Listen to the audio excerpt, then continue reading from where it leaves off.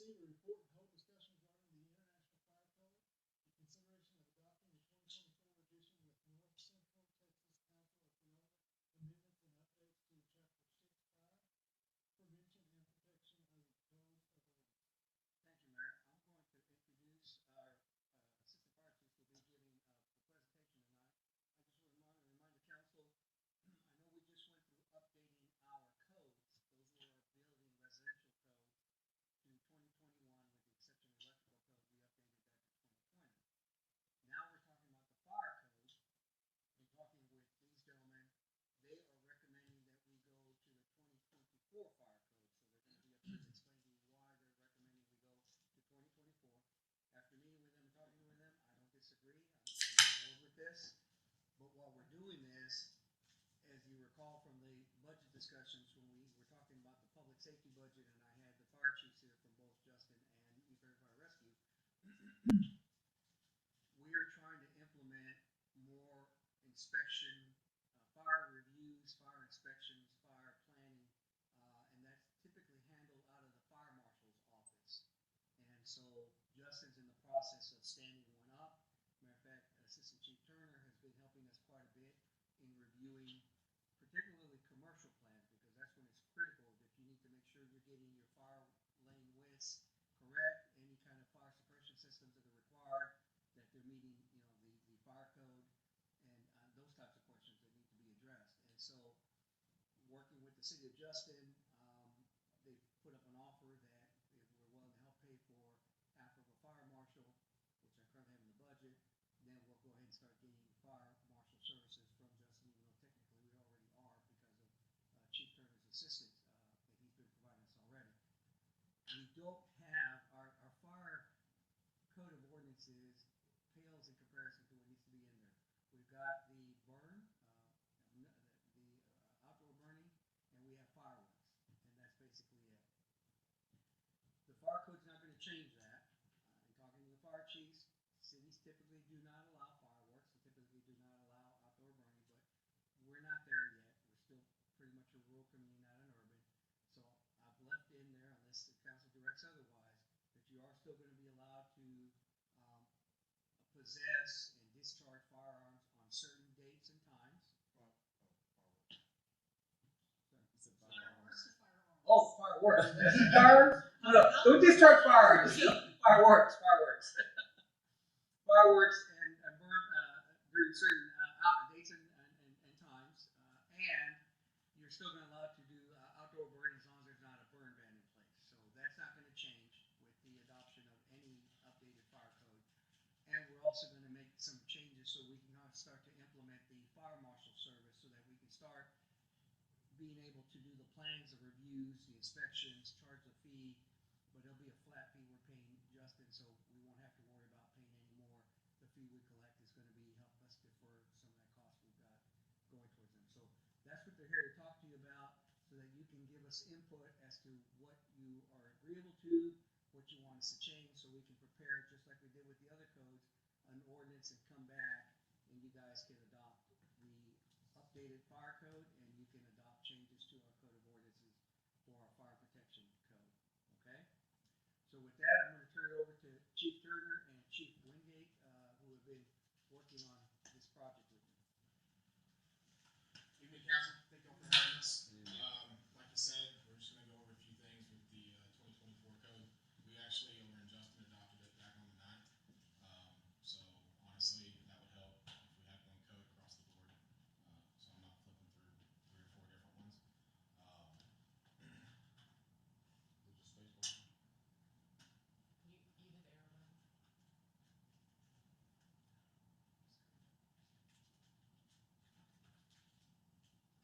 Did you break it?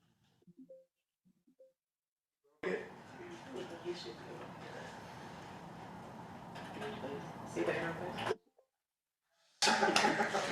He's a fire chief. What does he know? So why the city needs a fire code? It establishes the minimum life safety requirements for new and existing buildings. Also provides clear standards for the department, fire department access, water supply, fire protection systems, and emergency planning. It also protects the residents, businesses, first responders, and properties as well. It creates predictable requirements for developers and property owners. The 2024 IFC is a little bit different than the rest of them. It helps to be on the most current code that is out currently. If we were to adopt 2021, it makes it more difficult with the city of Justin because then we have to go through 2 different codes instead of being able to flip through one book. It also would make it where once 2027 fire code comes out, we would need to update then to 2027 in order to stay up current with the codes. It also helps to support the responsible growth within the city limits and allows the developments to continue to develop on those. It helps to improve consistency with Justin and other cities that are around us that are going to the 2024. All of these builders are already built to the 2024 standards, so we might as well go ahead and start implementing those now in order to stay with everything. It also helps to position the city to address today's development challenges instead of relying on outdated standards, specifically your solar panels and EV related problems and issues. Like he was saying, the COG publishes regional amendments to promote consistency across North Texas. And like he said, many cities are already doing this. I think our Denton County Fire Marshal's Office, they're under 21. I believe they're fixing to switch in the next year or 2 as well. So, go ahead. As a minimal additional cost to the builders, like I said, most of your builders and developments are already building to 2024, so there's not going to be a massive change for them. It's little to no change overall in their normal construction practices day to day because the changes that were from 24 to 21 are so small. It helps to align with other communities, which reduces the amount of plan revisions that have to be done on the back end, so it helps developments actually be done faster because we're going to the same code that everybody else is already utilizing instead of having to tell developers, hey, we don't do the same code as what they do, ours is different, we have these different amendments and everything, so you need to build to this. Instead, we're allowing it to be equal across the board.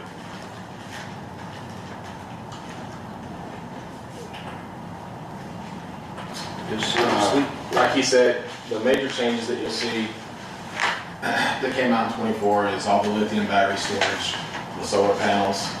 One of the bigger ones, which I don't think we'll see will probably be long gone, is parking garages being sprinkled due to EV being parked underneath it. So everything else is pretty straightforward. Is this? I have a couple questions. I think one for you, sir.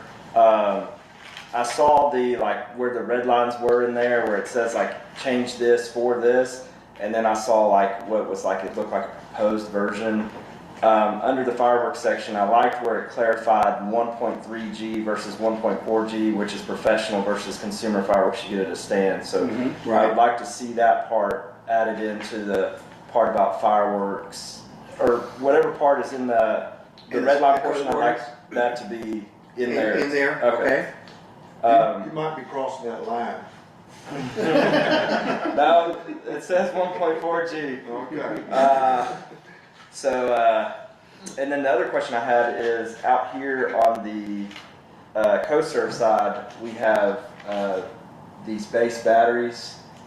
So it's something I just signed up for. It's like a backup battery system for the house that CoServe's doing for real cheap, and a lot of people are Waiting on on board with that. install mine. So is that something that needs to be on y'all's radar, or something like, hey, we've got 2 big 25 kilowatt batteries at our house? As far as residential, it hasn't come to that yet. Okay. It's more commercial. Okay. Yeah. That's all I have. It would be nice though if we as the fire department do know that That's what I was there to thinking. come into, but there's not technically a requirement yet on that the homeowner has to let us know. Okay. So, like he said, I've already started looking at a few of the plans coming in for some things. Talked to a few people, some suggestions on water supply, things like that. Last meeting I was here, we talked about our new software that we have with the pre-plans and inspections and all that. And I've actually reached out to Susan to get a list of y'all's businesses in here that we can add to our pre-plans, and we'll have all that information as well. So, Thank you. My question was the same as his, so. Okay. Your name changed, when did that go into effect? My name? No, the volunteer is no longer in your name for the fire department? Used to be volunteer. It's still, our 501c3 is still Justin Community Volunteer Fire Department. Okay, But with the full-time guys, it's under the City of Justin Fire Department. gotcha. That's just the logo. Okay. Quick question, to circle back, you said you left in the brush burning? Yes, ma'am? So do we currently require a permit for that?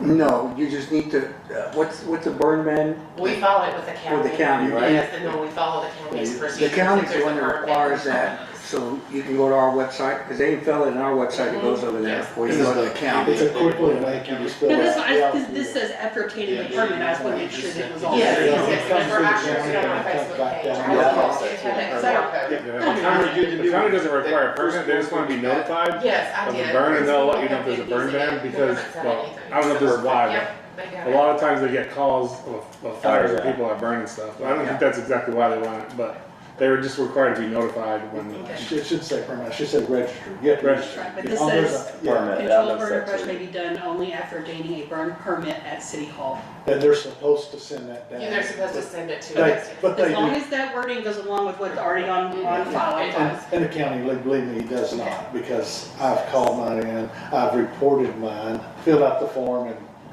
it's been a couple of years, but they still showed up, just so you know about it. It'll still be like that, so no matter what, if somebody calls in an outdoor burn, even if the form is done and everything, we're still gonna go just to make sure.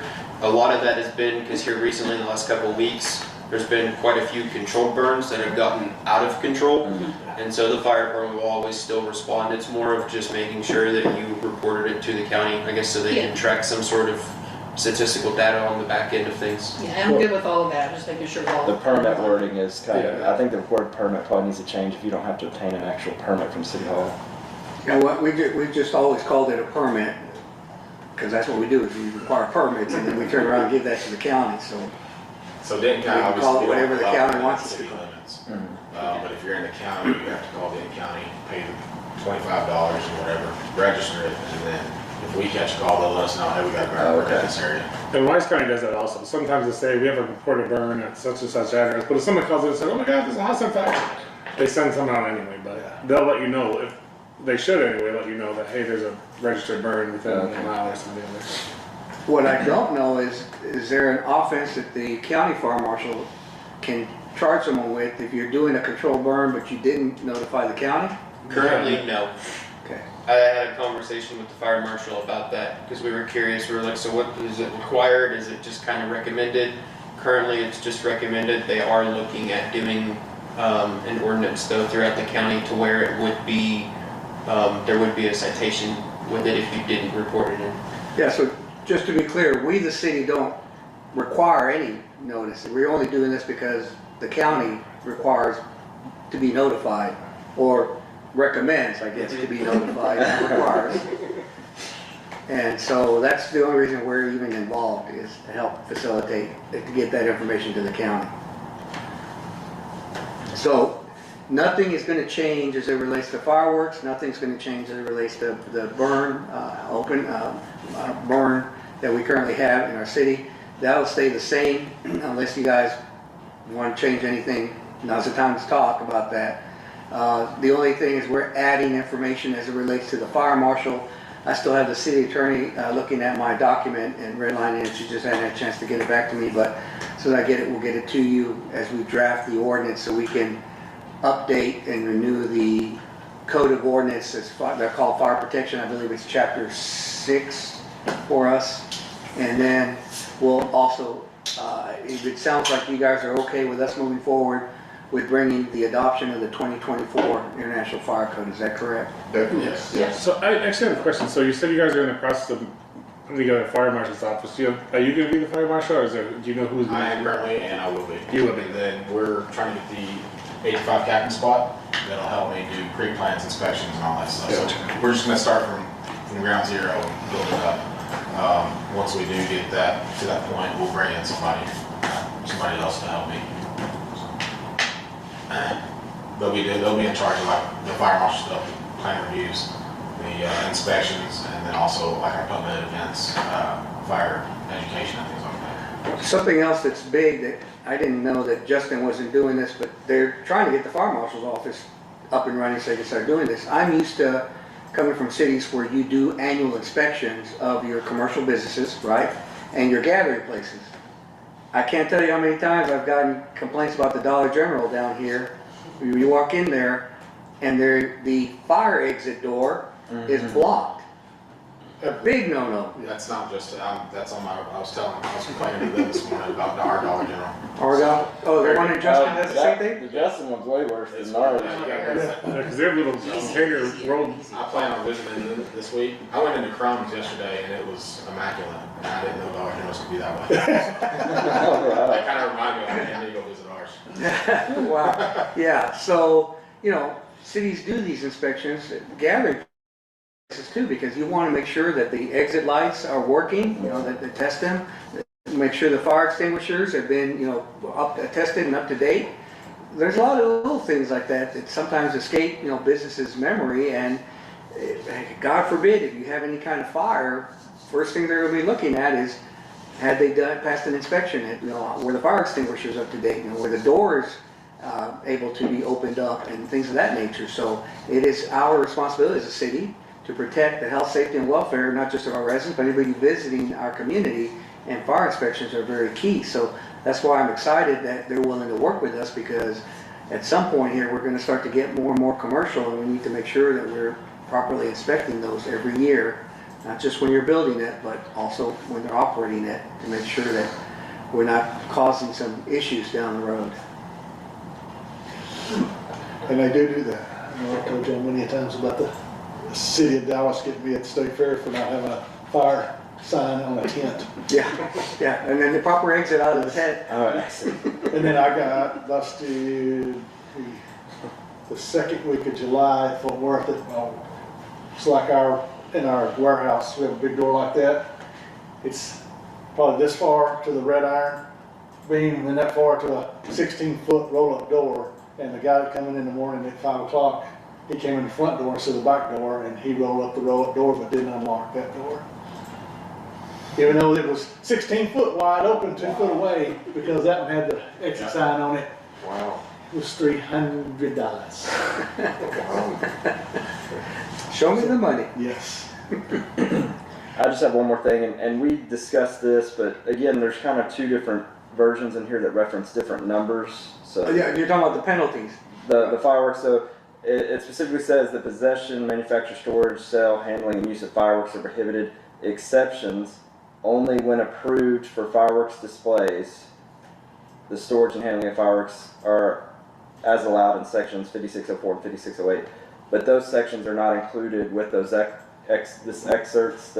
So I just want to make sure that it's clear that you can possess fireworks in the city limits around those dates On the dates that and are times authorized. that Yeah. are authorized, yes. And I've relayed that information to the city attorney, so she's Okay. cleaning that language up. So hopefully when we get the final document back, that'll be cleaned up and clarified. If not, I'll let her know that, no, you still got it. I don't need the fire marshal to come out there and picking up all my fireworks. So you're saying if we don't use them all July 4th, we can't save them till New Year's?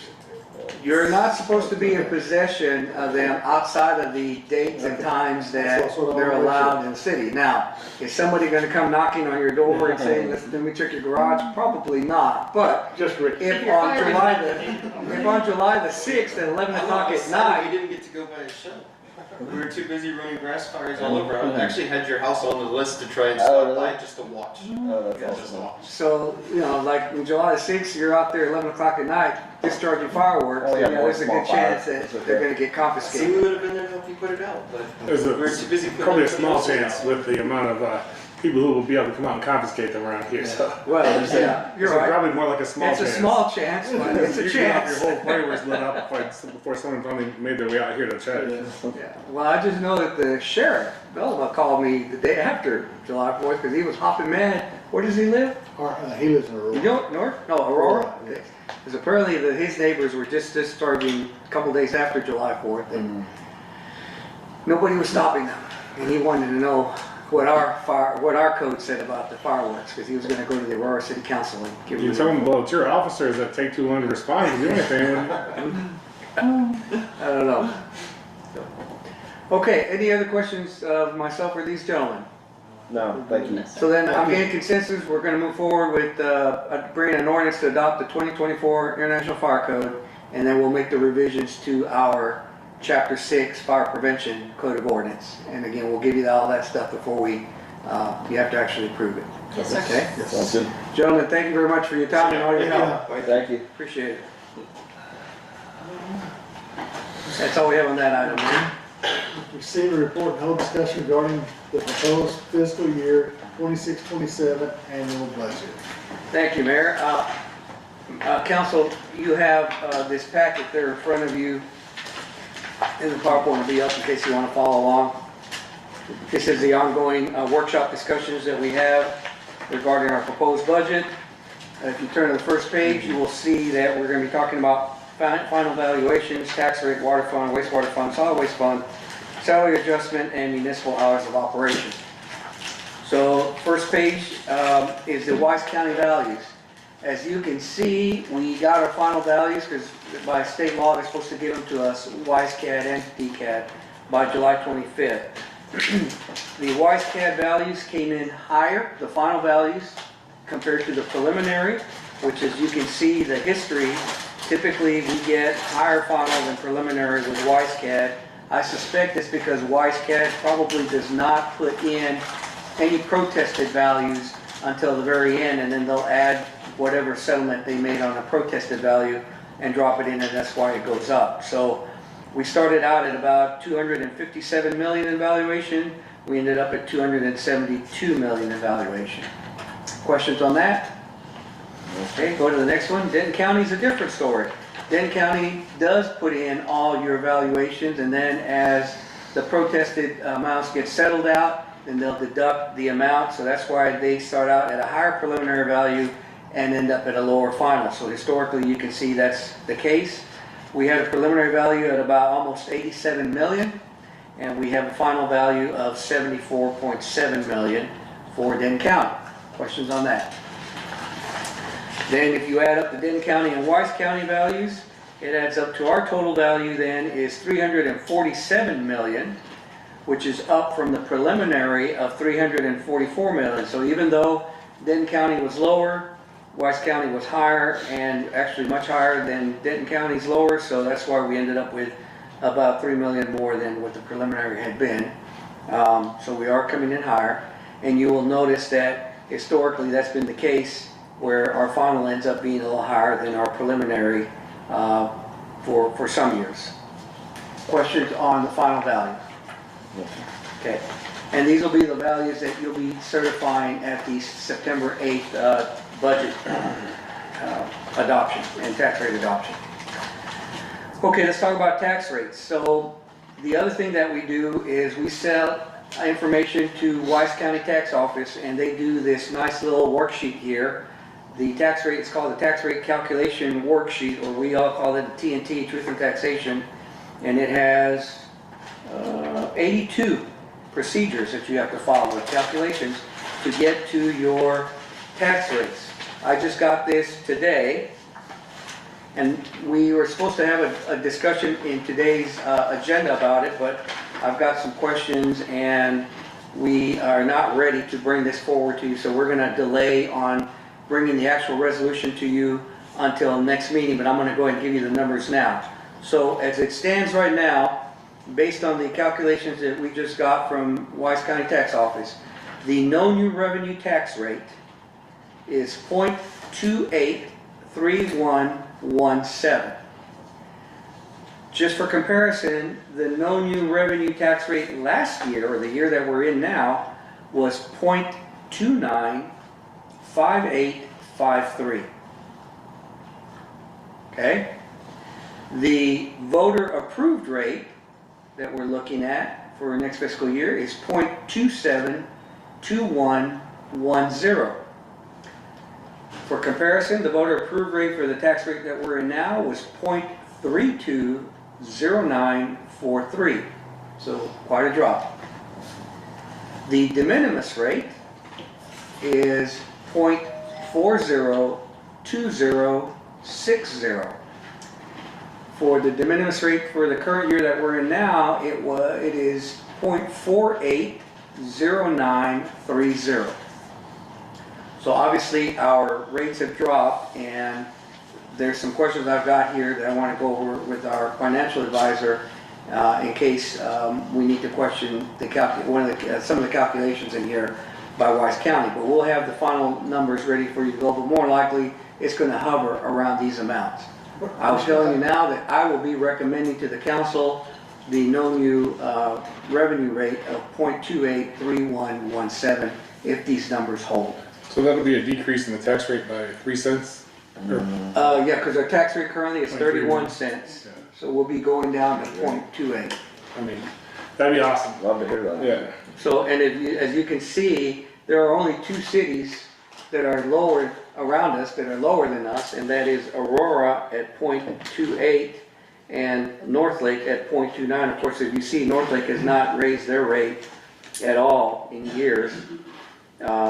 And there are other cities that are much higher than us, like Boyd, Ponder, and Rome. I mean, Norfolk also has very significant sales tax revenue. Yeah, they do. That's what we were discussing earlier. You know, with all their fines and fees for permitting, for housing, plus all their sales tax, there's gonna be like crossroads, like a nickel.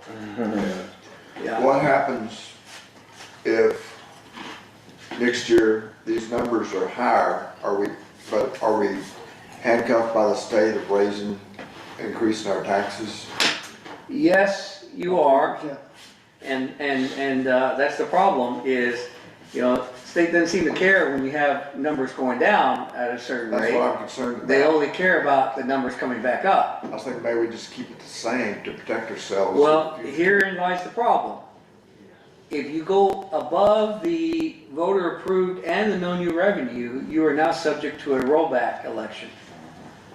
Like what happened to Rome, right? And it's happened to some other cities. So you're basically gonna be running 2 budgets on the books because until you have the rollback election, which typically doesn't take place until May, you won't know Yeah, if I remember wrong. this is the amount of money you actually have because this is the tax rate the council adopted, or this is the amount of money because this is the rollback rate, and so now you're gonna have to refund, and so you're writing checks sometimes for $2, $3 or so to some people, but you've gotta reimburse back the difference between whatever the rollback rate is, which is typically the no new revenue rate, and, or I'm sorry, the voter approved rate, and whatever the tax rate the council adopted. I know, but Rome election wasn't over 3 cents, so. Well, but there's a certain percentage you could raise year over year, right? So it's not like we can't go up. Well, Yeah, yes and no. Yes, there is a certain percentage you can raise, but understand that this, by state law, if you go above these No, I calculated get that rates. point. But like next year, if the voter approved rate goes up to 33 cents, we could adopt that rate. Yes, Would be within that window? yes, because that's factored into these calculations. That's what I Yeah. wanted to know. Yeah, so Okay. whatever, these rates are pretty much your guidelines. I know that, but I just did not want the state to be in conflict with what we're able to do financially in the future. If Well- we lowered our rate. Now, I will tell you, yet again, the lieutenant governor, the governor, not the speaker of the house, but the lieutenant governor have made it, well, you heard the TML presentation, have made it a priority, again, to look at how they can reduce property tax rates, local property tax rates. So we're the target, yet again, on all kinds of ways to not allow us to raise the funds that we need to be able to run our operation. So if we wanted to get another municipal bonds for a project, and that caused our debt rate portion of our taxes to raise, which would raise everything, would that, how would that, does that stop us from raising our taxes? Because we're now, to pay off our debt, we have to raise our taxes above what the state says we can? So what typically happens is you will end up having to make up the shortage because you've increased your INS, right, Right. interest in seeking rate, has to go up to cover your new debt. then that means your M&O typically comes down, so your operations money gets cut. Right, that's what I'm saying. But not if we have a bond election where we set it to election to get the bond approval, right? That would change that fact. Yeah, so depending on what your language is, to let voters know that you're gonna have, this bond could have a property tax rate increase, then yes, you are allowed that latitude in this calculation, so it does not affect you as much. So that only affects us if we approve the bond without an If voter you're doing approval. basically like a CO, certificate of obligations, opposed to. So that's a CO. way around that, is to send it to election for any significant Right. bond and not them. And how successful are bonds in Wise County? It depends on the bond. 0. Not zero. I mean, it depends on what it is. Tell me one that passed. I mean, I don't have the history of bonds on the top of my head, but. I'll tell you, all the same managers I talked to around here, nobody wants to go. Well, I understand, but at least if it's something that people Now, if we're want. talking Denton County, yeah, I can tell you no problem, we can probably get it passed, but. City of New Fairview is not gonna approve anything that has to do with, Taxes. operation of a city or public utilities. I will have to tell you, If it it hasn't, depends on the people that turn out to vote. Because I'm fairly positive that certain areas people would approve it and certain areas wouldn't. I agree. Yeah, So it just depends on who turns out to vote and how much of a controversy it turns into. yeah. No, I So it's agree. not impossible. Yeah. I'm just saying And that's as the not. city grows and the expectations of services, the mind shift is, I think, is gonna shift. You're correct. So, I think we're about a year away from that though. Well, but we don't anticipate having any significant bond requests in the next year, so I think. Well, actually, I've got our financial advisor, Hilltop Securities, is coming to the next council meeting, which by the way, remember, you are gonna be the acting mayor of that meeting.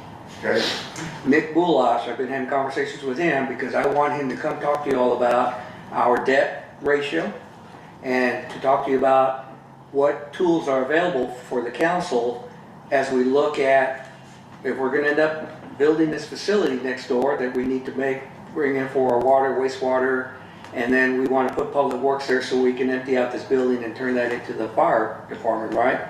And then hopefully at some point EMS is gonna build a substation here, so that they'll move out of here and we can have EMS there, we can have fire there, and maybe at some point when we need to finally activate a police department, we'll already have our city hall up at the Ranchland downtown area. So this could lend itself to be a nice police department. So you'll have a true public safety complex with police, fire, EMS, all in one location. But we're still gonna need room for our other operations, particularly public works, parks, water, wastewater, and that's why I wanted to come talk to us about what our options are, because the legislature has severely restricted how cities, councils now can issue COs, certificates of obligation, like, the last two bonds that we put out there have been COs. You guys have directed me after looking at the information and we provided to you and the tax rate implications, instead of sending it out to the voters. But certain things now have to go out to the voters. The problem is, if the voters vote it down, then even if you come up with money down the road to be able to build something, you gotta wait 2 years before you can do it.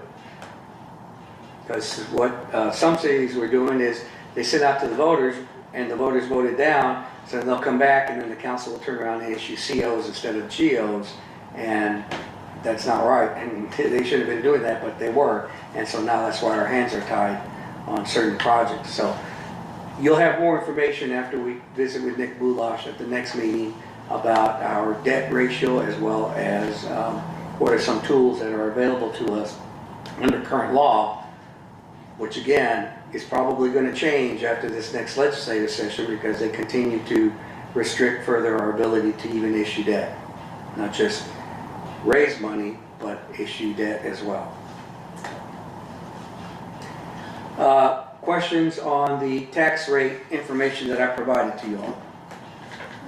Okay, so again, I've asked the mayor if we can go ahead and pull that item, and we'll move it to the next meeting. We'll be ready, we have to be ready, so we go ahead and publish notice, which basically, at the next meeting, you remember, you're going to need to set the maximum tax rate.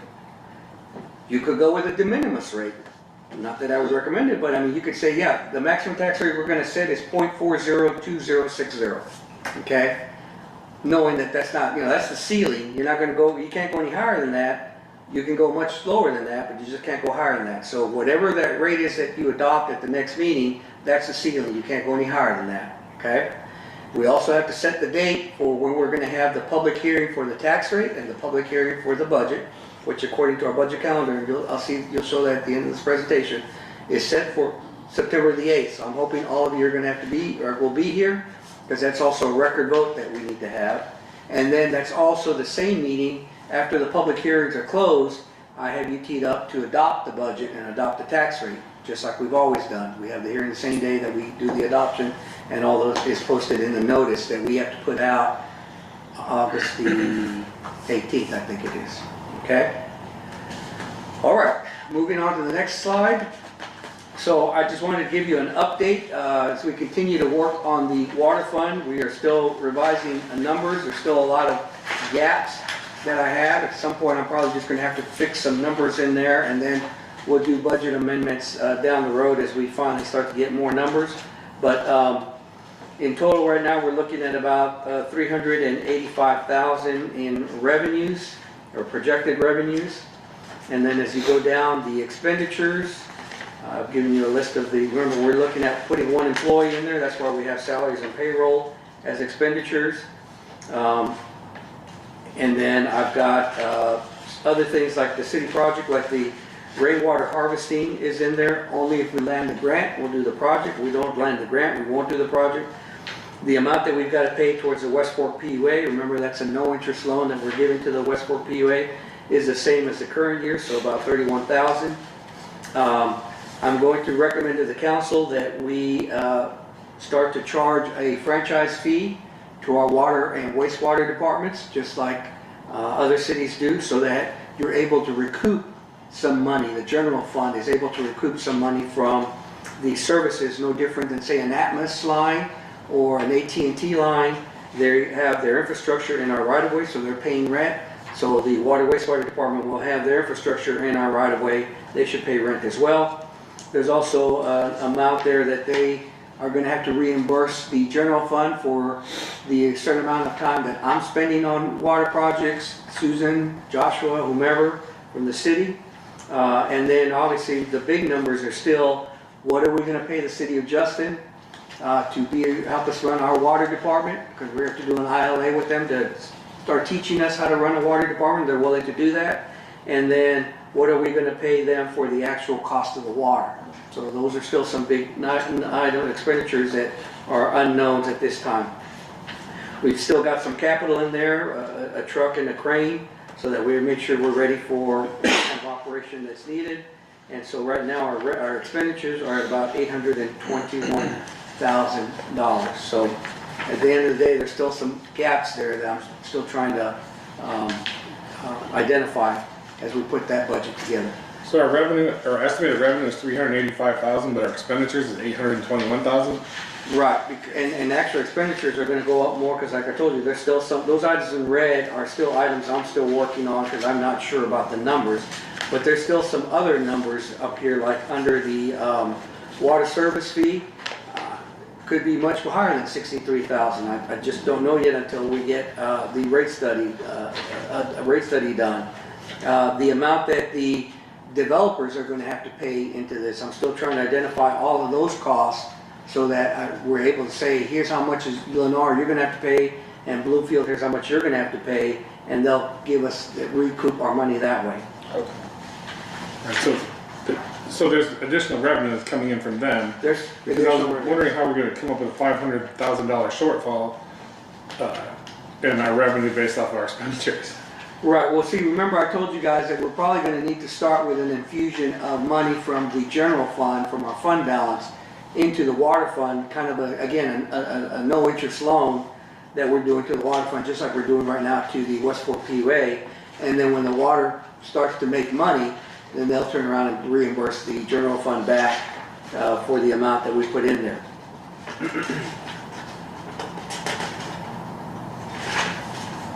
Do we have that figure? I feel like we had a set figure that we were thinking on that. Yeah. 150. We had 150,000 that we were trying sounds fair. to kind of prime the pump to get going. And remember, there's some stuff in here that again, we may not end up spending money on, like the one I just mentioned to you was the, where is it? The, 33,000 on the rainwater harvest. That's if we end up getting that The grant. grant, So we get the grant, we're asking for, I think it's a $27,000 grant to cover offset that 33,000. So it's not gonna really translate into very much money, but it'll be something, right? But in the software, you said you have it's 79,000 for the software for it. Is that for payment things and? Yeah, so let me just give you kind of a breakdown here. I think I got it here.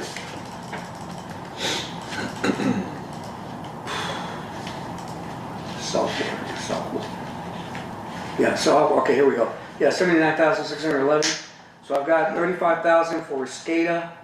I got 5,916 for FundView, 5,800 for UCO, that's our third-party billing, a company that we're actually gonna contract with to do the actual billing of our customers, not just water, but remember, we're also gonna start billing for trash, right?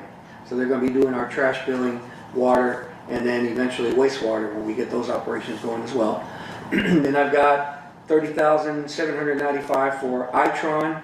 Itron gets us 126 modules, cellular modules, and the software and the training. Those are the modules that you put on your smart water meters, and that's what communicates to our financial software. So we're able to, instead of having to manually go out there and read water meters, it goes directly to our billing, and we're able to see the water usage and what you're going to have to pay. We also have $2,100 for the iHydrant subscription. If you recall, we've updated so that our fire hydrants are now going to have this iHydrant attachment to it. So it's going to let us know immediately when we have some sort of low water pressure. So we'll know, okay, something's happening, we're leaking water somewhere. And more importantly, we know it's around this geographic area because it's this hydrant that's sending us an alert. Right. Instead of having to go throughout the whole system, just driving around seeing where we have water bubbling out of the ground. So those are the types of things that we've got in place. So that's where we are for the software. Are these going to be a yearly fee, or is this just a lot of upfront costs because we have to purchase certain things? Some of them are yearly, like the UCO. Some of them are going to be yearly, but the upfront costs, like for example, the Itron at $30,795. That also includes 126 cellular modules, but I believe that drops down to like 8,000 after that for the annual use of their software. The iHydrant, I believe, stays at 2,100 with, I guess, some adjustment and inflation down the road. And yeah, so those are, some of them stay at, and then the FundView has been hovering around, they haven't really increased much on us, have they? No, last year they didn't have an increase. This year I think they had like a 3% maybe. Yeah. So the 5,900, that's going to be annual, so I would say that's going to go up at some point here to 6,000 and 6,300. No, we already use FundView. Is that additional 5,000 compared to what we already pay for the? So the way our software is set up is it's set up in modules. So like our general ledger's a module, our payroll's a module, code enforcement's a module, building and permitting's a module, municipal court's a different module, and then now we're looking at the utilities. But the beauty of that is these modules all integrate. So it makes it easier for us when we're having to run reports, when we're trying to understand how our finances are doing. They talk to each other, which is not what we had before. Right. No. So FundView, it's $5,000 for the water wastewater module.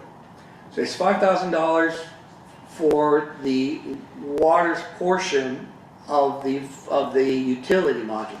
Wastewater is going to pay for a portion as well, and solid waste is going to pay for a portion. So I think in total, we're looking at about 16,000 for that module.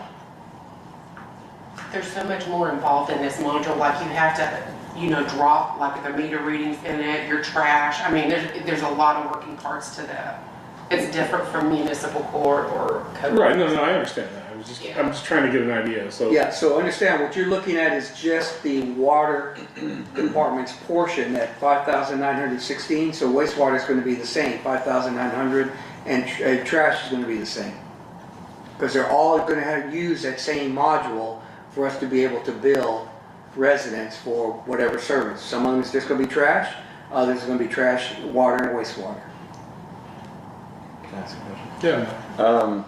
So not to rehash the previous discussion, but after the meeting where we discussed this, I just was trying to really wrap my brain around us billing everybody's trash and the benefit to that.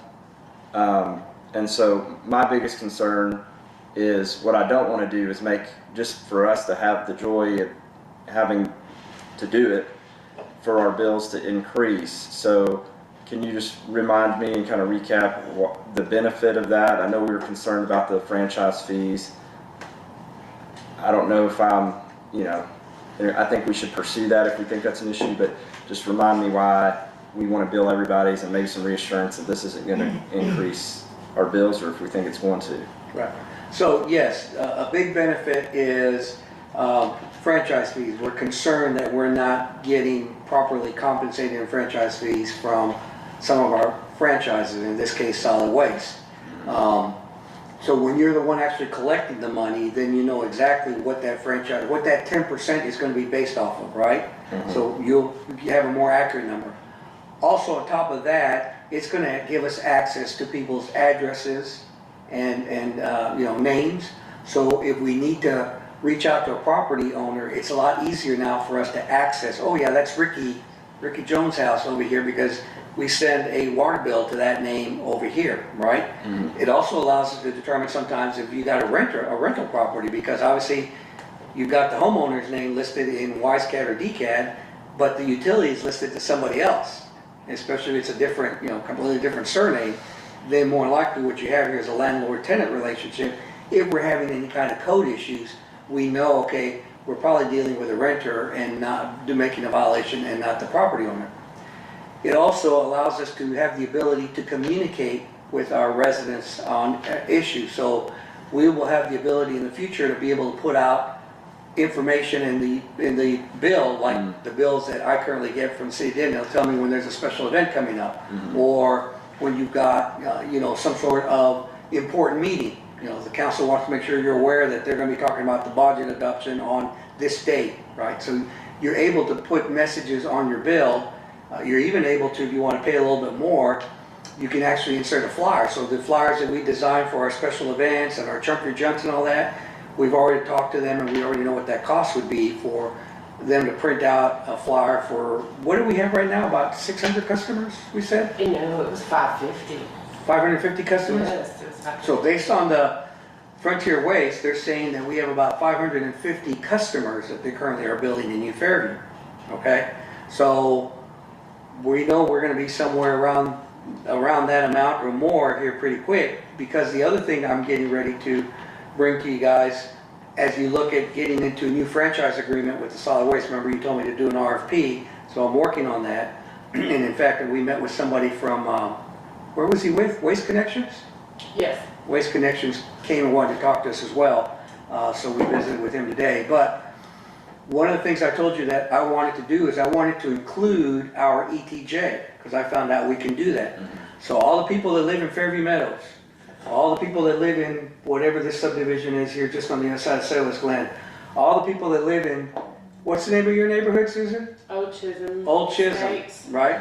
That are in our ETJ, they will have the ability to subscribe for solid waste service or trash service under our franchise.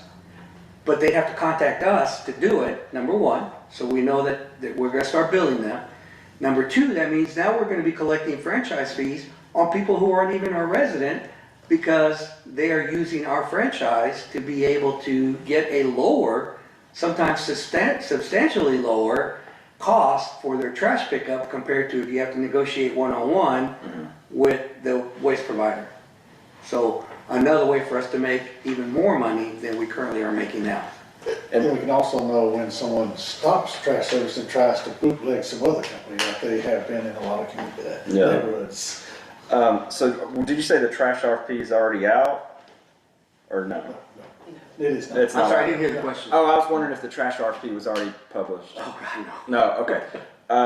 And so I guess what I would be looking for then is, because obviously those businesses have a cost associated with sending out mailing, so I'm hoping that we will see a better rate because they're not having to do that. Again, because my concern is just for us having the luxury of all doing this is just seeing a significant increase in the cost for all the software and everything we're gonna have to bring on board, so that's just, But you're gonna bring the software on board anyway because of water and wastewater. But it's a separate cost, you said, for all of it, so it's Well, $5,000. no, we're just splitting it. You're just splitting The cost is gonna it. be The the cost is same. the same. Yes. It's how are you gonna split that pie? So let's say the bill's 35,000. Are you gonna split that 35,000 amongst two departments, water, wastewater? Or are you gonna split it amongst three departments, water, wastewater, and solid waste? Okay, so if we just use one module like water, there's still $15,000. It's still, because there's only one utility module. Okay. What you charge on is up to you. And that's why in our case, it's like, well, if we're gonna be doing this, we might as well go ahead and start collecting even more revenue if we can by including solid waste. So that's what's gonna help offset some of this cost. Again, until you start to get, right now we're projecting, when all's said and done, we're projecting about 9,500 to 9,700 water meters between Ranch Land and Constellation Lake. That's huge. That's a large amount. And at that point, you're gonna be making quite a bit of money. But we're not there yet. Remember, it's just starting up. So it's gonna, we got startup costs right now that we're having to deal with until they start to, bring in the revenue. Did I answer your question, sir? yes, and I guess would that also be a benefit for us to say that the city's providing a service? If someone was to say, try to, disannex or whatever, would that be a benefit for us to say that we're providing a city service or no? I would say so, sir, because again, we are gonna be able to better understand what's going on in our city because we are doing the billing for all the residents now, right, in our city. And so we can better understand if you've got, maybe you got a rental property where there's problems because they're not paying the bill on time. And this is why you wanna make sure that you are staying on top of charging that deposit, make sure that you're staying on top of, if they're there, they need to be using the franchise, the company that you're using and not go out there and use somebody else, right? Because we're not getting a franchise fee from that other company. And that keeps our rates lower, having. And that keeps our rates lower, exactly, Right, right. keeps less trucks off your street. Well, and even beyond, like, I know this is not related, but, when you brought up the fact that people say we don't provide a service, but my response to that typically is we pay for police protection, we pay for fire protection, and in Denton County, we pay for EMS service. And, so those services are provided, so that is another, like, the city already provides service, whether they want to agree to it or not. Well, the other thing too is, I've only been here, 4.5 years, and from the time I've been here, the city has spent well over $7 million in road improvements, road and drainage. That is huge, especially for a city our size with the type of budget that we have. So, yeah, most of them have been in one subdivision, But still a but service. at the end of the day, it's still a service, and not only are you reconstructing roads that needed to be reconstructed a long time ago, but now you're doing a lot of maintenance. I had that discussion with you guys not too long ago. Now that we've got the manpower, the equipment, the training, the ability, we're out there doing crack sealing, we're doing all kinds of road maintenance. It doesn't matter where it's at, it's anywhere in our city, to the point that we've gotten so good and so efficient at it, other cities now are wanting to contract with us to go, like we're getting ready to do with Aurora. So we are providing quite a bit of service. The park, you guys have been out there, you've been to other parks too. You've been to parks in other cities. How does that park compare to cities that you go to, especially cities much bigger than us, right? We have a very nice park that will rival the Colleyvilles and the Dentons and the Lewisvilles, I think. A lot of the Because- feedback, people say it's a nice park. Yes.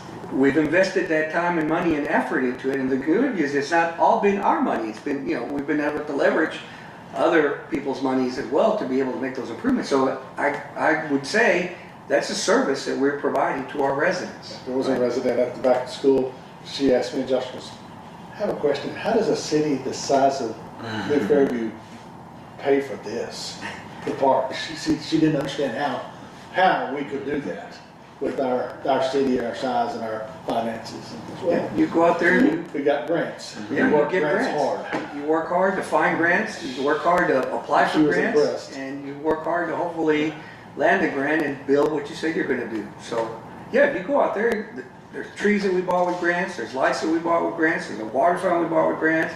We were able to get the 2 structures out there. Bloomfield paid for the pavilion, and you know, we got Jaime over here, Top Flight, to build us that shed. So we've been able to leverage other people's money as well to have that nice park. So again, when people say, oh, I'm not getting anything being a resident of Fairview, well, you are actually. There's a lot more, you're just not looking at and thinking of it. Thank you. Sure. Okay, then let's move on to the next item, which is wastewater. I'm sorry, I lost my page here. Okay, so the wastewater fund, this one is still a work in progress. We still don't know what that's going to cost us to actually operate. And remember, I've told you all that what I'm going to do is I'm going to bring a contracted service to help us run the wastewater plant once it gets operational at Ranchland. What's the name of that company, Mary, that does the mud? Infomark, yeah. Infomark is the one I've been talking to because they run systems like what Lennar's getting ready to build. And we really got to get our water operations off the ground and get that going before we start trying to take over any wastewater treatment operation. So we will end up having to determine how much we'll be able to bring in revenues for wastewater, and then some of the expenditures that we think we're going to need for wastewater. But it's going to be nothing compared to the water side. So this is going to be a lot less of an expense. And then the solid waste, again, until the council awards a contract to someone for the services, I won't know what the rates are going to be. We're still trying to hash out for exactly how many customers we have, you know, what then will they be paying. So there's still a lot of unknowns as to what we think the revenues are going to be coming in, and then we're still hashing out some of the expenditures. But again, we're not going to have personnel in the solid waste department. We're not going to need equipment. This is just a matter of we've got some software charges, and we're just going to need to make sure that we have, and then we've got the billing charge with UCO, the third-party billing, which again, we're going to have to do anyway for water, wastewater. So solid waste is going to help us to spread that cost now over 3 departments instead of just 2. And so don't know exactly what all those charges are, but we already know that, for example, for the software, you see that number again, $5,916.67, because that is the solid waste portion of, or their third of the bill. Okay? Questions on any one of those funds? All right. Then if we'll go to the next page, Mayor Pro Tem King had asked us to bring back the discussion again for a 6% COLA over a 5% COLA, and oh my, it's off kilter there on the screen. Well, it's not on the printout, so at least the printout looks pretty good. So I went ahead and I gave you some numbers based on the budget that we have. So for the current fiscal year, we're paying about $657,000 in salaries. Remember, we have 10 employees. For the upcoming fiscal year, at the 5% COLA, we're looking at $690,000. And if you look at a 6% COLA, you'll be looking at $696,000.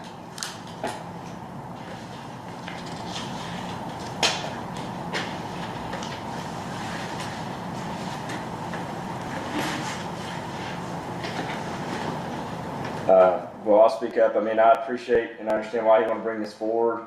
I'm still feeling good about the 5% COLA. But I understand why you want to. I just have concerns about as we continue to bring people on and, you know, making sure in the future that we get people to where they need to be as far as when we hire them in and things like that. So I understand. No, I'm all for the 5% COLA. That's just so they don't make less this coming year than they did last year, get ate up by inflation or increased cost. Or increased insurance cost. Yes. Sure, I'm just talking about gasoline. When do we talk about benefits packages? Do we talk about their benefits packages, that kind of thing, or? No, ma'am. I mean, we have a healthcare benefits package, and I believe I told you all that we are staying with the same provider. We did have a 25% 25%. increase to it, but we have the same, nothing's changed as far as the benefits, that stays the same. Unless the council wants to talk about benefits, we typically don't bring that up unless you're wanting to change something up. And we only offer benefits to full-time, we don't do part-time? That's So we're correct. bringing on more part-time people? Right, currently, we have 2 part-time positions. One in the city secretary's office and one in public works, or actually in parks. Right now, I'm not planning any more part-time employees. I am planning a full-time employee, but that's gonna be in the water fund. Or- So they're not really gonna be a general fund employee, they're gonna be a water fund employee. The 5%, yeah, I'm right there, 'cause that helps ensure that they are able to keep up with the cost of living, as per the acronym there. What I would like to see is some type of appreciation given them financial wise from the council to show our appreciation for what they do on a day-to-day basis. There's a reason why our budgets consistently come in under budget. On a day-to-day basis, they take ownership of the financial viability of our city.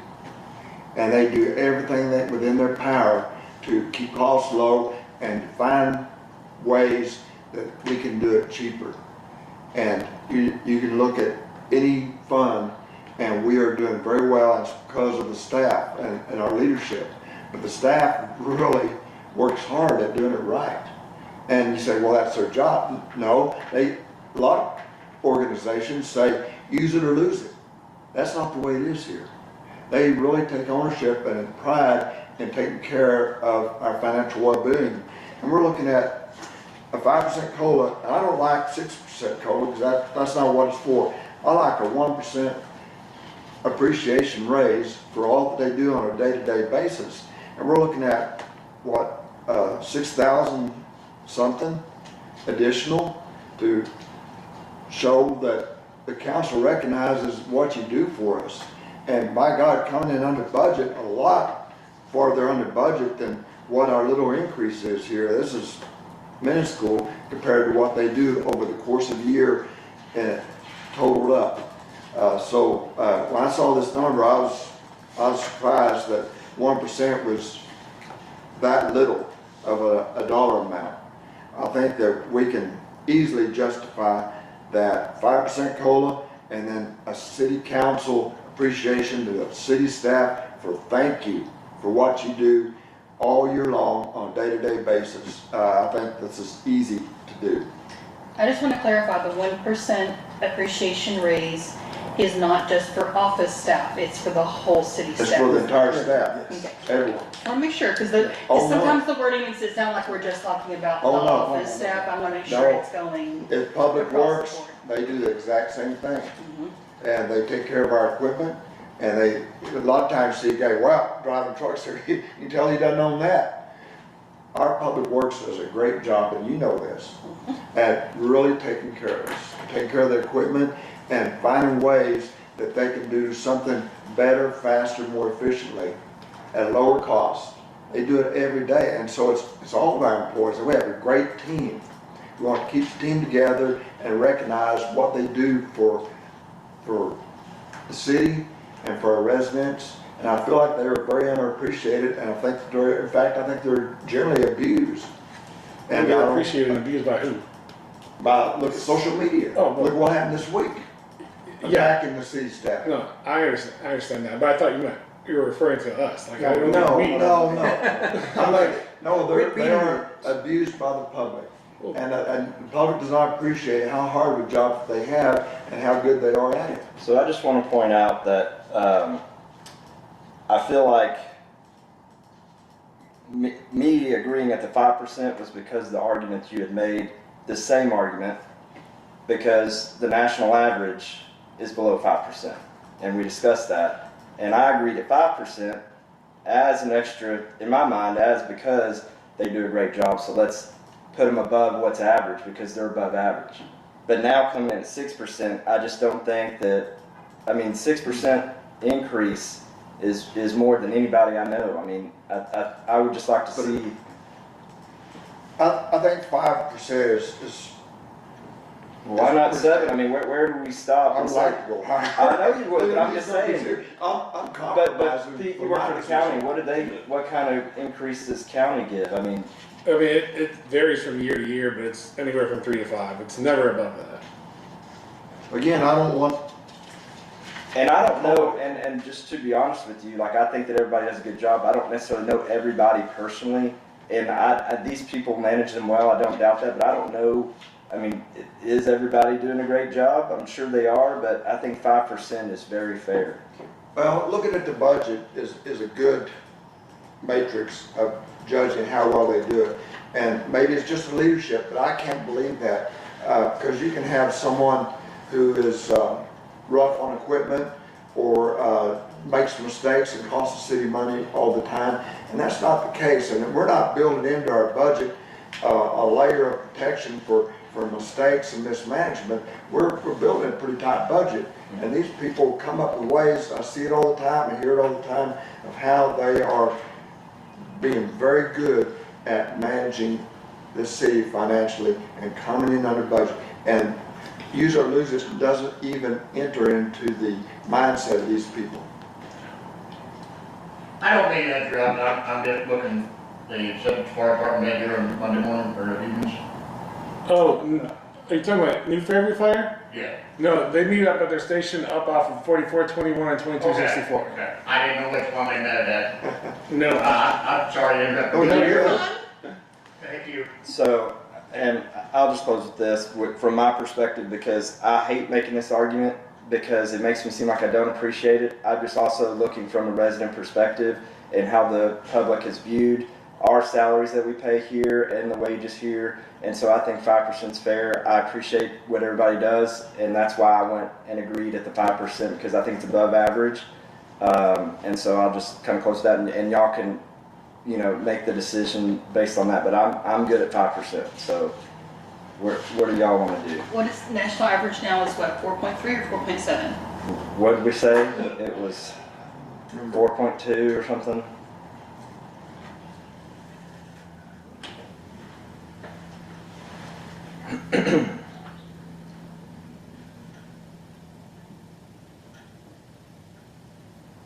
I get my phone to connect it. I can say while he's looking that up, I can say that I am good with the 5%. I'm also good at looking at the 1% in additional, but I would like also at a future conversation to look at their overall packages, sick days, things like that, to see where we are in line with the rest of the. Well, we've done that in the past, and with our sick time, our vacation, it's a way of giving an additional benefit to our employees, to attract employees and retain employees that doesn't cost us anything. Correct. Yeah, that's what I like, if we can't do the 1%, what can we do? Oh, well, the next page might be something. They've got another page coming, so. Well, Yeah. office hours. Yeah, so. Oh, I mean, well, but, yeah, that is still working 40 hours, yeah. yeah, but. I mean, I'm fine with the 5% too. I think that's a pretty. I mean, that's a high end of a standard rate. I see a lot of times, most of the time, because I'm here over there a lot, so I see the public works guys a lot, and I know they work hard, and I appreciate them, and I think I make sure that I let them know how much I appreciate that they do, and I have a chance to sit down and talk to them a lot. And they do work hard, but I still think 5% is pretty fair. I think 5% is pretty normal what we do every budget. What can we do that is one step up? Because they really work hard to do it right. I want to say we only did 4% last year, didn't we? 5. Did we do that last year? Every budget's been 5. Well, but just because we do 5, and it's typically, the average amongst other businesses and other places around is not always 5%. So just because we've been higher and keeping it at 5% doesn't mean that it's not a good thing that we're still doing 5%. You know what I'm saying? Like if everyone else gives 3 and we always give 5, then I like, would well, certainly be appreciative to get 5, you know, especially when you get into the 6-figure roles. I mean, 5% is it's pretty significant. I would have been appreciative to get 5, but I mean, not everywhere gets 5 is the point. I think 5 is a nice thing. I come from a union perspective. I see. As employee, you know, is, the employees matter. And so from a labor perspective, I'm always fighting for labor. And I'm used to getting much better. Now that's private, business and labor union, you know, I understand that we're not going there. But if we can do anything here financially, because I don't want to spend the $10,000 for the research to figure out where we stand in salary compared to apples to apples with other cities. I don't want to do that, and I don't believe that we are where we need to be, because we have lost employees going to other places, not to other cities, but there's a lot of other places they can go and make more money. We've lost some good people we put a lot of good training into, and they say, I can just do better out there at the, I mean, how long has that been? And who have we lost recently that went? what's the name of the guy that went to the, where they dig gravel out? I forget what that's called. Drake. Yeah. Yeah, that was several years ago. And I mean, that was a special circumstance because I think he was having a child. That's the example though. You know, we have to try harder to take care of who we have and show our appreciation and make them proud of working for us. And they do, but I feel like that we can do better to help attract and retain good employees. You know, like I said last time, I don't always feel like throwing a bunch of money at everyone is a way to make you feel satisfied in your job. I mean, obviously everyone works for money, but I think if you're looking for employee satisfaction, like I said before, everyone wants more money, and that's fine. But you know, a couple months after you get that raise, you start adjusting your lifestyle to that, and then you want more money, so it never ends. So the way to help with employee satisfaction isn't always just throw a bunch of money at them. So I think 5% is more than fair, and I think if we're looking to increase satisfaction, then we need to try to figure out ways other than just keep building in how much money we give them. And then your new guy too. I mean, with the COLAs, when you start really raising these COLAs, you're going to have a big disparity on, you know, your new guy versus, which you should be compensated for your tenure. I think that's important, but it's going to be a big disparity because we're not raising the actual wages that we're paying for somebody we hire tomorrow. So that's also a concern too. It's like you're doing the same job, but you know, but. Well, no, we address that when we make an offer. When I make an offer, I look at that to make sure I bring in them just a little bit lower, but not so much lower. Okay. Because unfortunately, we don't have a compensation plan right now, but I know how those plans work, because I've used them before. So I always make sure, like we just hired on a new employee that I'll tell you about when we are in the general meeting, business meeting. But yeah, so I always look to make sure that I'm bringing them in, because again, we don't want them to start so low. Yes. It's going to be a rough hole to try and catch up to the marketplace whenever we determine what that marketplace needs to be for that job. Okay. So I just wanted you to know that I won't let us get in that position. Okay. All right, so what do y'all want to do so we can move on? I mean, I'm still good with 5%. I would like to, my opinion would be 5 and look at something with longevity pay for all employees and even maybe increase our longevity pay. Do we have longevity pay now? Yes. Yes, sir, we do. So it gives them a little bonus for tenure. To reward the ones that stay and do a good job.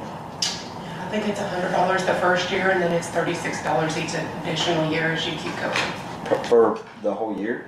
Or monthly, or You check? have to be here a full year before you you Per collect. check? So you get Yes. $136 a second. So if you've been here 2 years, it's $136, Per and then it check? goes 36 Huh. per person, Per check? person, But per once a year. year. once a year. Per year? Per Yeah. year. I'd be Oh, okay with looking at that. Yeah, I'd like to raise that. I'd be okay Yeah, with because the way the county does it, they have longevity pay, but you don't get it until you're here for 5 years, and then you get it's $100 for every year that you're there, starting at 5 years, and then it increases by $100 every year, Okay. Per So it's year? $36 a year. Once a year. once a year. Wow, that's really So appreciated. typically longevity checks in cities, I'm just letting you know how that. Yeah. typically longevity checks for cities are issued in the month of November, right before Black Friday. Gee, I wonder why that is. Christmas. And then you get your one-time check.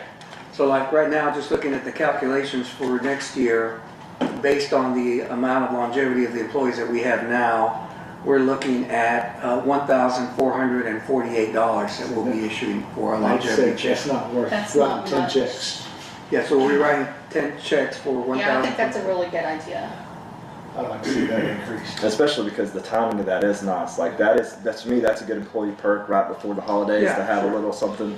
So versus the extra 1%, like we're saying, this is $6,000 split by all these employees. I mean, is it nice? Yeah, but I think looking at that would be something nicer, and it rewards people for staying, like you say. So what is the recommendation? If it's $100, and if it increases by 100 a year, is that how it works? $36 a year or something. No, it's, you know. Yeah, I just said it, it's $100 for the first year you've been here, and then 36 each additional year, Up to a certain amount, right? 15 years. Yeah. I would be all right with increasing it by 100 every year. So 100, then 200 in the year, so. And it still might have a max out, but At yes. 15 years, still have that max, because that's what we're at now, it's 15 years. We're actually, I think, finally gonna have our first 5-year employee here in a few months. And we're right behind it. Yeah, you and I are right behind We it. were both right behind it. How long has your part-time office person been here? Our part-time office person, we don't have a part-time office. We have the position, Oh, we okay. just have not filled it yet. Oh, okay. I try to because- save the city money, so I Yeah, can so hold it down, again- as long as I don't need them, I won't get them. To see I the guess point, we because- haven't needed it yet. My Starbucks brain is Yeah. we, at 20 hours, you're considered eligible for any and all benefits. So that's Of a, course. that's a So, business Right, I decision. know, but I'm just like, I would like to see us make sure we're just taking care of our part-time Oh, people sure. in some way as well. Sick days at minimum, kind of thing, would be my other interjection in that, but that's college for the time. I mean, going on full benefits, health benefits stuff, that's a significant cost. Right, but I'm not saying they don't have to full benefits, but even just Yeah. like, a couple of sick days, just so they feel like. Yeah, so they're taken currently, care the of. part-timers don't get sick, but they get holiday If they work pay a if they're day. scheduled to work on a Yes. scheduled holiday. Right. Give them that. But Because yeah, they don't- typically, part-time people in cities do not get benefits. Yeah, they at don't all get the across benefit, board. but to Kelly's point, there are some other things that you could probably add Mhm. value to that's Yeah. not a significant cost, like give them some sick time. Yeah. So I do like the longevity, I would do the 5% in the longevity, would be my, I mean, I would be good with $100 every So- increase a year. I do ask a question, are we gonna do that to part-time people as well? I would say, my opinion. Because is right now, we don't do that to part-time, so if, that's one of the things I want At to least, bring up. at least half. Okay, okay. They're 20, yes, at least half, so. okay. I mean, we Because we have, don't currently do it, so we that's have what what, I wanted to ask. one part-time person right now? The one Potential position office filled, person. the other one's not filled yet. Yeah. So we have one person right now that's part-time. That's Yeah, I'd do at least half. okay. I think that'd be a good thing. What else? So they're talking about, do we give longevity pay for part-time as well? How often do they work? Every week? Yeah, Yeah, part-time. Yes, it's like 20 hours a week. they work 20 hours a week, every week, And what's suggested? Half the longevity. half the longevity. That's fair. They work half the hours, half the. Yeah, I think it's fair too. Okay, any other discussion on that? Okay, then let's move to the next item. So I've had discussions with staff because they've been after me to see if we could find a way to be able to close down city operations at lunchtime on Friday. So I had them go out and come and look at other cities at what their hours of operation are, and so that's what that table is there in front of you. In looking at the cities that around us, it appears that you've got 2, 4, 6, 7 cities that are completely closed on Fridays.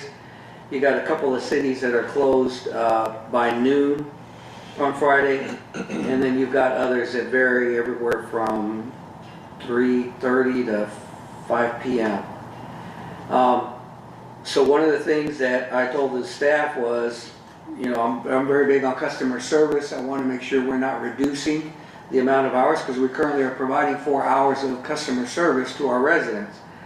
So they come back and say, well, we can start our operations at 8 a.m. instead of 9 a.m.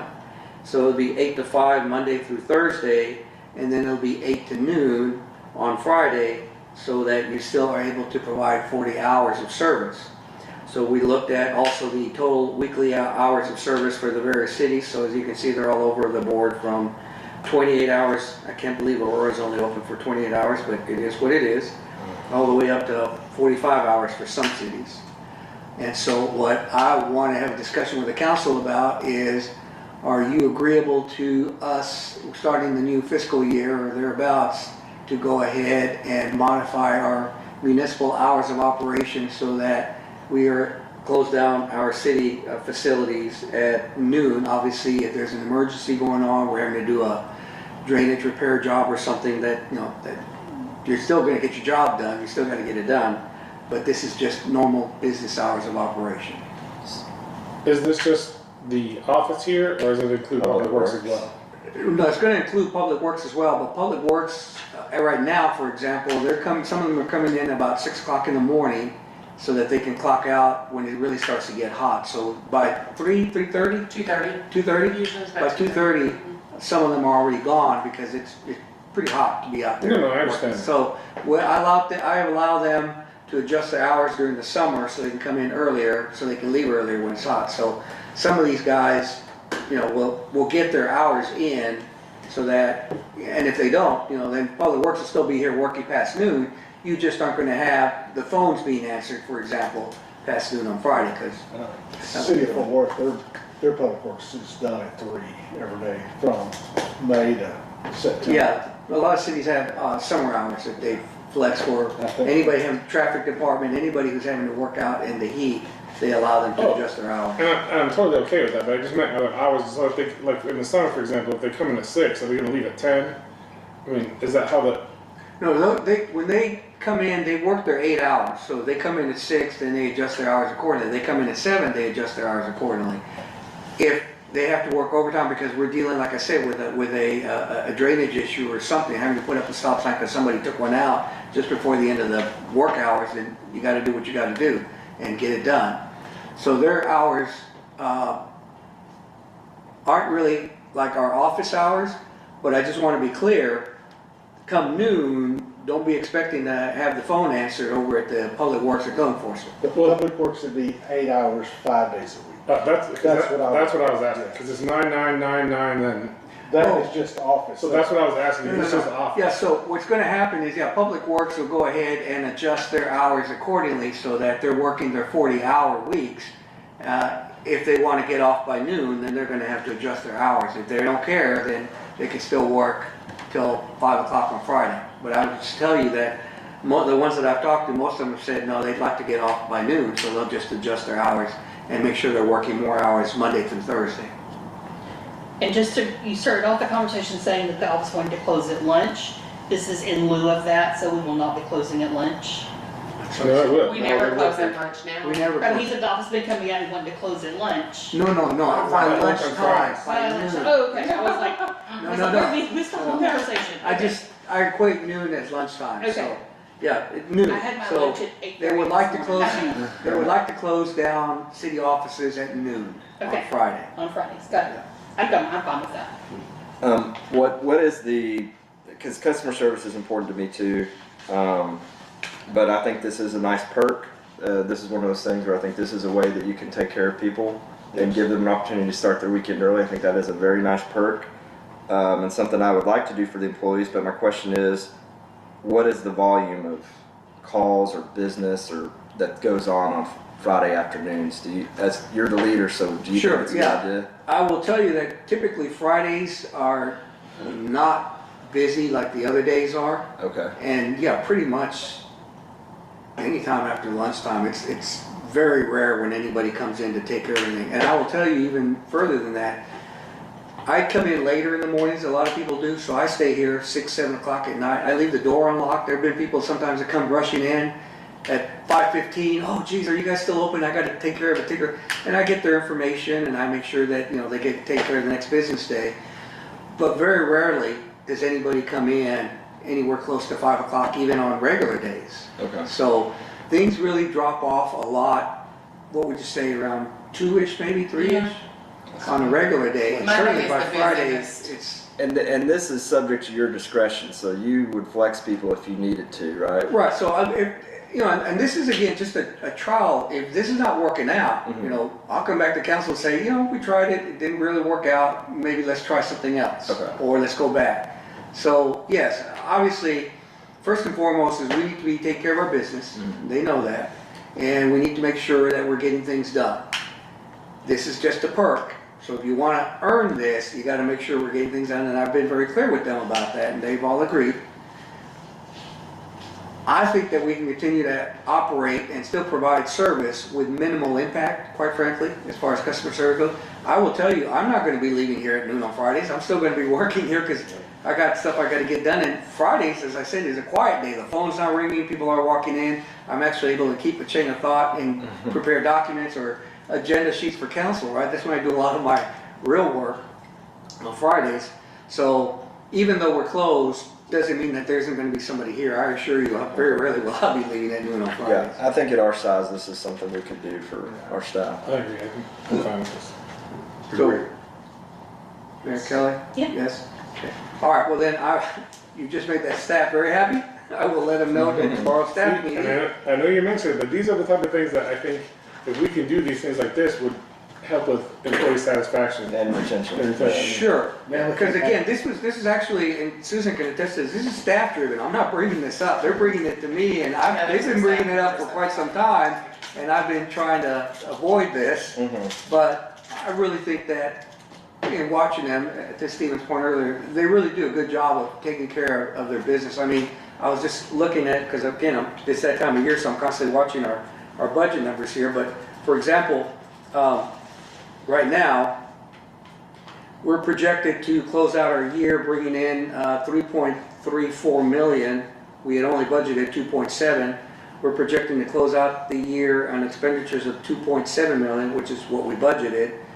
We look like we're going to bring in 617,000 in revenue over expenditures that will drop into our fund balance. Awesome. Compared to last fiscal year, 24-25. Now, we haven't done the audit yet, but the audit typically comes in matching the numbers we have for our September financial report. That's what the other ones have done.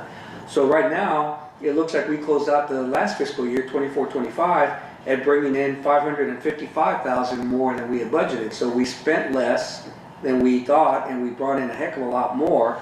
So between 555,000 and now another 617,000, that's over $1 million in 2 fiscal years that the staff has been able to take care of business, right? We've been doing what we need to do, and still be able to do it in a way that we are not only saving money, but we're bringing in even more money. And that's where what I really appreciate about the staff is they come to me a lot of times with ideas. Hey, if we did this, we'd be able to save some money, or we might be able to do this and generate some revenue. That's how we got to the ILAs that I've been able to bring to you sometimes. So I am very pleased with the creativity of all of our staff that come up often and say, hey, you know, we're spending a lot of time doing this. If we only spent $30, it would save us some time and we'd work more efficiently. Great. Let's figure out how we can do that so we can go ahead and work more efficiently. Hey, man, I don't think anyone's disputing the fact that, I mean, they do a good job, and I think we appreciate that. Sure. I know that, you know, the general public doesn't always appreciate the things or see the things that they do, but that's just, unfortunately, that comes with working in local government. It's, Yeah. I mean, Well, it's just the nature of our society right now, Right. especially. So yeah, no, I understand. But what I'm saying is, the staff is the one that's really going to appreciate this a lot, because they're the ones that have been asking for adjustment in operation hours. So Right, and yes, this is going to add That's value. better than 1% in my opinion. I'd much Right. rather leave it Friday Well, than get 1%. and that's what I kept trying to say is we need to find more of these things that they want to do that we're able to do like easily like this that would increase the satisfaction of being able to work. That's my point I was trying to make before, is it's not always money driven. There are things we can do that don't involve us spending that more money to try to. $6,000?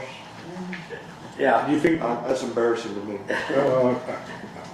I'm sorry. Well, thank you for this, council. I appreciate it. But what do I do on Friday afternoons? Sir? So what do I do now? Come over, I'll still be here, Mayor. Trust me, I'll still be here, working on memos and And stuff. I will agree with that. I come here nearly every Friday about 4:15, 4:28. And I maybe once a month see one person walk in that door. Oh, good. Yeah. I And guarantee the you, phone doesn't ring either. 3 months from now, they'll be happier with this than the 1%. But I'm still working 40 hours. I understand. Yeah, Wake up an hour earlier every day. Now, they want it, I'm all for it, because I want to give them what they want. But I just think that the council could have done better. okay, so can we look at the budget calendar? Again, reminding everyone, the importance here is, we will be sending out notice, August the 18th to the paper on the budget, and the tax rate. And we will be hopefully having the public hearing on September the 8th. So again, please, if you are not going to be here for that meeting, I need to know as soon as possible. But not only will we have the public hearing, we'll actually have the adoption of the tax rolls and everything, and then the ratification, all the 5 items that are needed to go through the budget process that the legislature makes us do. And if for some reason we have a problem, we've got a backup adoption date of 21st, but we'll have to publish notice again to be able to meet that deadline. But at the end of the day, we need to make sure we have a budget that we adopt before the last day in September. Questions on the budget calendar? Okay. That is all I have, unless you have anything else you want to discuss regarding the proposed budget. Thank you. No, can I get a motion to adjourn for the work session? I'll make a motion to adjourn. Second? I'll second it. All those in favor say aye. Aye. Those opposed? We have a 5-minute recess. Certainly.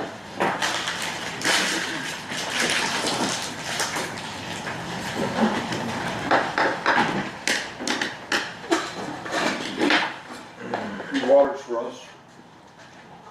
Yes, if you need them, or if you want some cold, I can go run and get you some. No, we're good. I Okay. should know what I used. We usually what? I don't know about mine. Oh, yeah, that's true.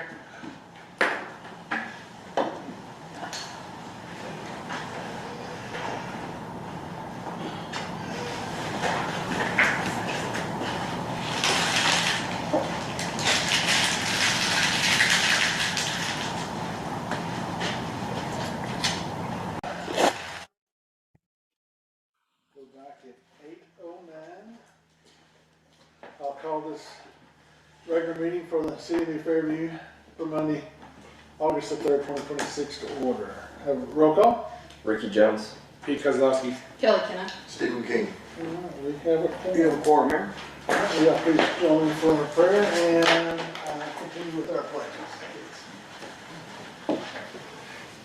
Dear Heavenly Father, we come tonight and we ask that we'll give you thanks for helping us work through these budgets over the last couple of months, and we keep going over the next few weeks to get them finalized, and that we're able to do what's best for the citizens' money that they put into this city. And we ask that we'll continue to watch over us and help us with that. We say this thing in the name of thy Son, Jesus Christ. Amen. Amen.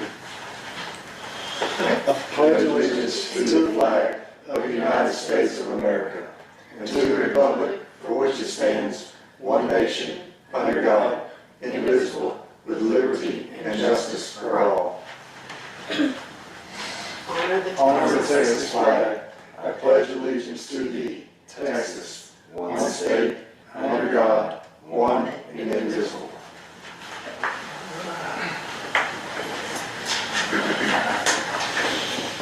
We're gonna fly through this. Announcements and special recognition? No special recognition. The only announcement is I wanted to make you aware that we have a new employee who is filling a vacancy that we had recently in our Public Works Department, our Tech 2 position. The new gentleman's name is Christopher Williams? Christopher Williams. He comes to us from the city of Farmers Branch. Yes. Very nice young man, or younger anyway, than me anyway. What would you say, he's like in his 30s, 40s? No, he was born in 71, he's old. Yeah, he's in his Oh, okay, 50s. all right. Yeah, he's Wow. like 54. Get with the Okay, well, gossip, he looks a Sean. lot younger.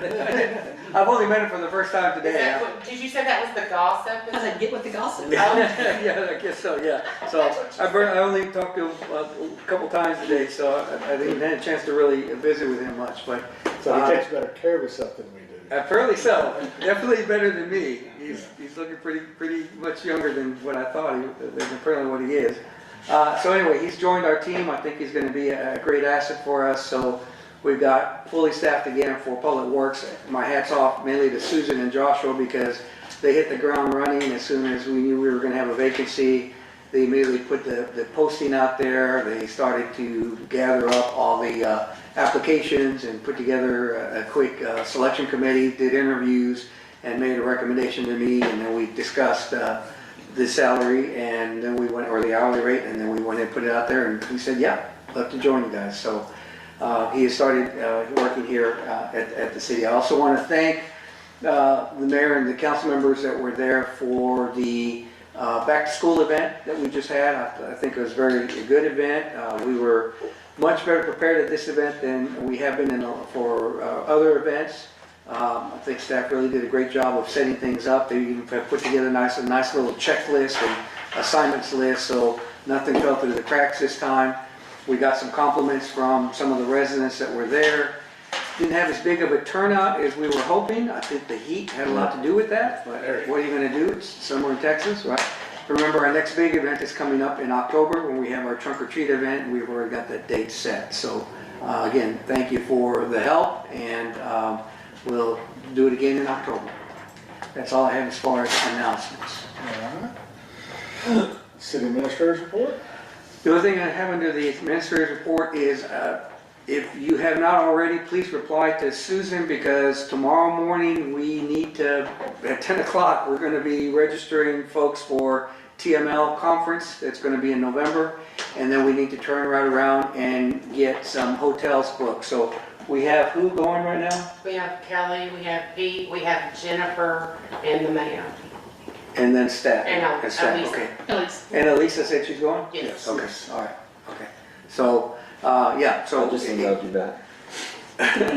I'm going to go see it. Okay, because I emailed you this morning.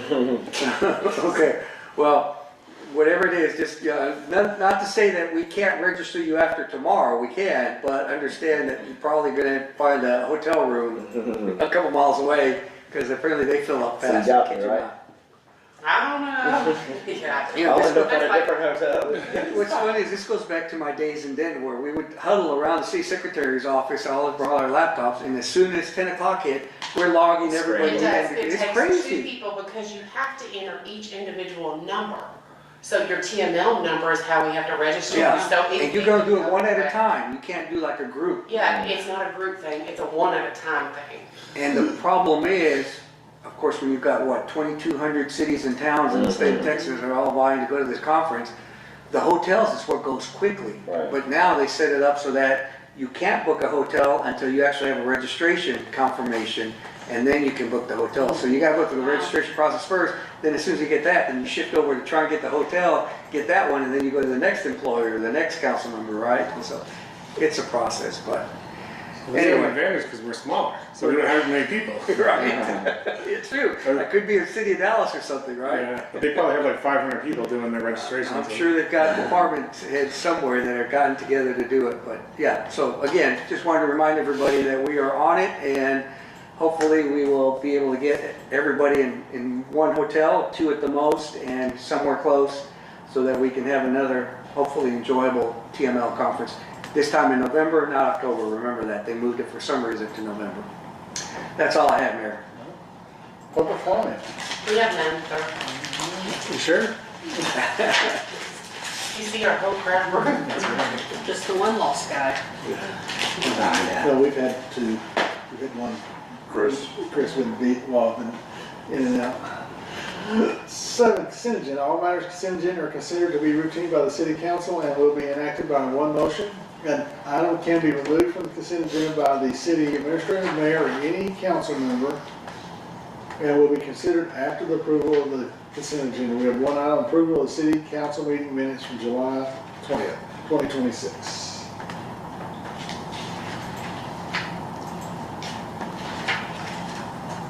I move to approve the consent agenda. All right, have a motion, do I have a second? I'll second it.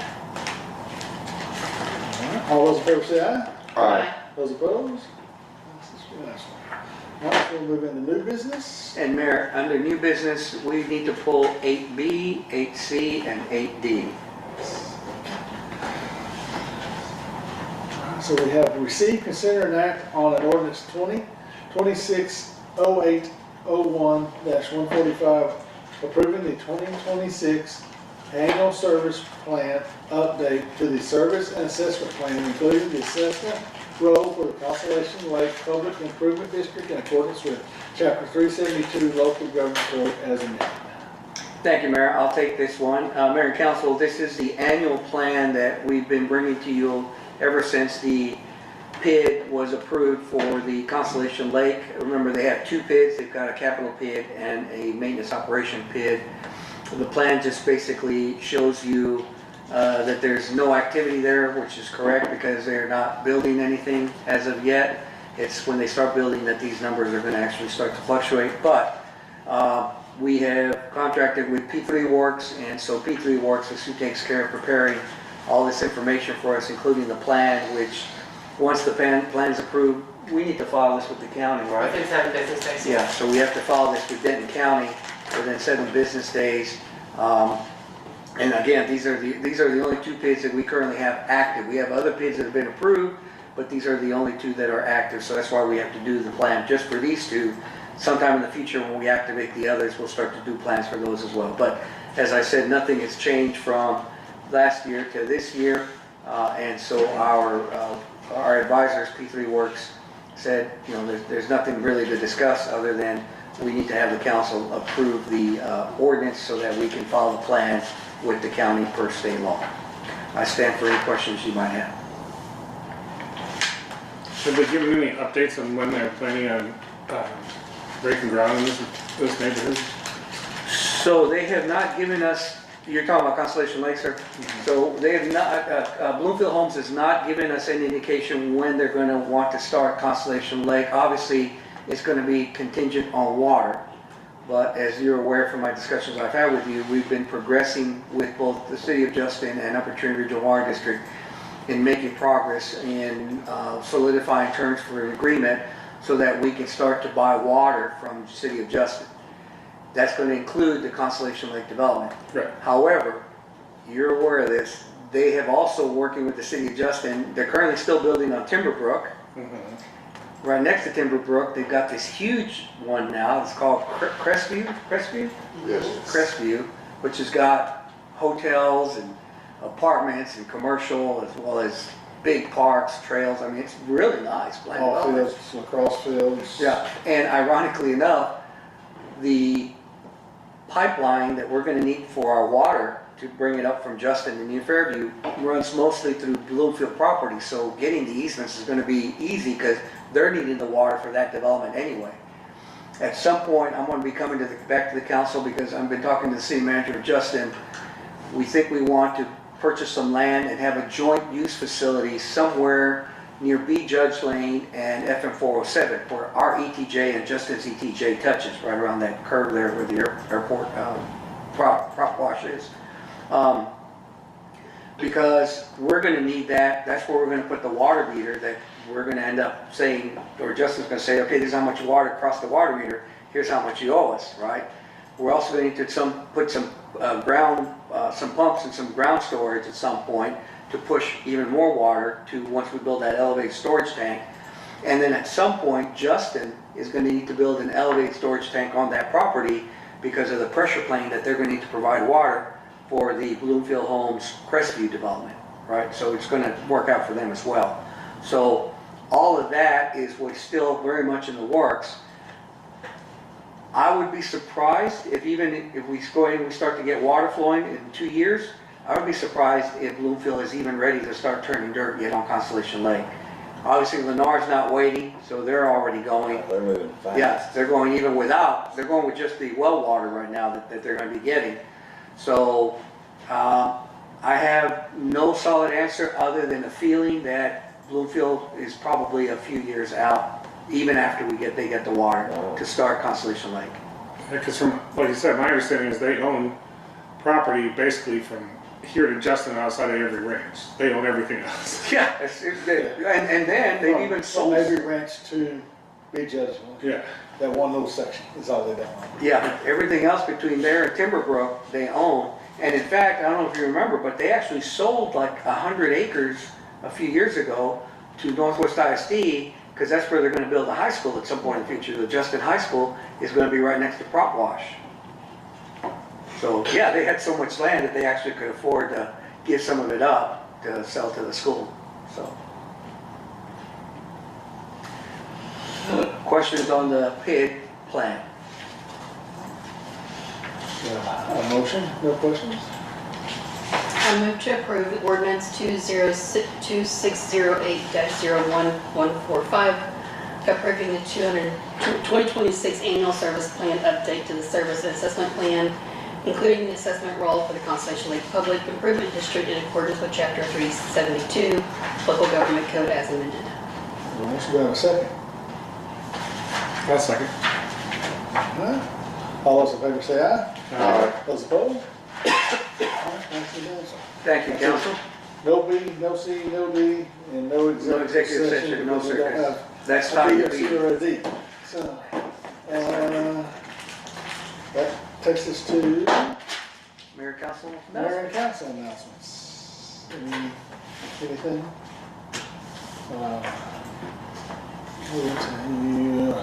So this week, Wednesday, we have, John and I have I have to look to see if the right, Wise County Mayor's Coalition Legislative Committee meeting in Boyd at 4 o'clock. And then Thursday is the Wise County Chamber of Mayors dinner at 5 o'clock at the. Are any of you going to that? I forget. I'm going. I have to. You're going, Rick? Yes, sir. Okay, great. Is it at 5 o'clock? Well, dinner, it starts at 6. I'm at 5. Oh, okay. So I can show up at 5:30. There's a, Yes. yes, 'cause there's a, like a little reception, Okay. there's a pre-reception for the sponsor Oh, okay. that, The mayor. They wanted mayors to the hang out, yeah. administrators there. and then there's the reception before the dinner, and then there's the dinner. Okay. So, yeah. I've gone a few times. It's very nice. Yeah, I enjoyed the ones that I've gone to. I guess I'm not able to make it this time. I just find them very informative because I think I know what's going on in other cities in Wise County, but I'm always surprised that, you know, some of the stuff the mayor shares, like, well, I didn't even know they were doing that, so it's very informative. And I then, think that's, did you want to mention the Wise County mayors that's coming up on the 12th? The actual meeting, dinner meeting? we have the Wise County Mayor's Coalition meeting on the 12th. Right. Where's it in? It's Decatur. Decatur. Decatur and Bridgeport were fighting over it, and Decatur got it. Well, the new mayor wants to make an impression. Yeah, so. Where's it at in Decatur? The conference center. Conference center. And then, I don't know if y'all heard her, but, the city administrator of Bridgeport. is leaving. They are having a party for him Friday. Are they? Yes. You remember that they just discussed that? Remember we were supposed to all get together, right? No, we're talking the city managers group. I think it's talking about something else. No, the city, yeah, they're having they opened it up from 3 to 5, I think it's. The city's having it, right? Yes, Yeah, yes. see, that's different than what we were talking about. Yes. Yeah, Nate Morrow is supposed to be doing something separate. Okay. Yes. Okay, well, nice. I'm glad they're doing something for Mike. And of course, the city administrator of Aurora, Aurora has left. she's leaving on August the 11th, the day after the council meeting. Yes, to be the city secretary of Denton. Yeah. City administrator of Bridgeport is going to Lindale to be the city administrator. Never been there. But he's from not too far from there. He grew up Okay. in the Tyler area, so. I know that they named the police chief the interim city manager? Are they going to be, is he going to be doing it permanently, or are they replacing? Are they? I don't think they've gotten that far in the discussion, so I don't know, but you are correct. He is, Steve is gonna be the interim, city manager. I don't know if they're gonna hire a headhunter firm, or they're gonna try and do something internal, or maybe just offer to him, I don't know. But if I hear anything, I'll let you know. And what little conversations I've had with, I don't think Steve is ready for that. I don't think he personally is ready for that. I don't think he thinks he's ready for that. Yes, that's what I'm Yeah. saying, trying to say. He's got new grandkids right now, and I think that's, we had police chief and grandkids. He was the assistant city manager Yes, before. yes. That's his long-term goal, but I don't think it's August of 2026. And sometimes you gotta take the opportunity when it Yes. arises, or the opportunity may not be there. That's true, that is true. And that's all I have. Anybody else have anything? No, sir. All right, no, do I have a motion to adjourn? I'll make a motion to adjourn. I'll second. Speed up right on my hand. All those in favor say aye. Aye. Aye. Thank y'all. Wow, and it's daylight. Thank you, council. Awesome. I'm glad I could push all that stuff off to the next meeting. Yeah, so the next, That means the next one's gonna be long. it's gonna be Grand Pack, so hopefully the city secretary will order us dinner for the Yeah. next meeting. Every time she says it's gonna be short, usually it's like we're And rolling out of here at 11. So